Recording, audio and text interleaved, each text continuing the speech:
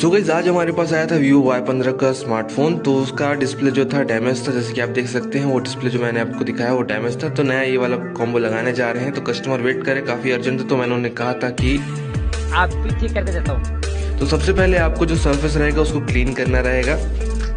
आप कोई नीडल के थ्रू भी कर सकते हैं और उसके बाद ब्रश से पूरा अच्छे से क्लीन करना रहता है। एक बार सरफेस क्लीन हो गया तो आपको जो नया कॉम्बो रहता है उसको फिक्स करके देखना रहता है कि उसकी फिटिंग प्रॉपर आ रही है कि नहीं आ रही है।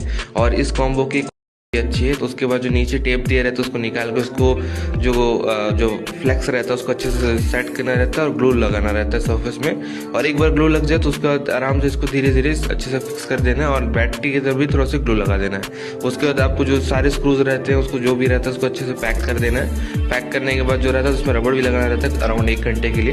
तो आप देख सकते हैं प्रॉपर ये इस तरीके से फिटिंग आ गई है और काफ़ी अच्छा इसकी क्वालिटी है।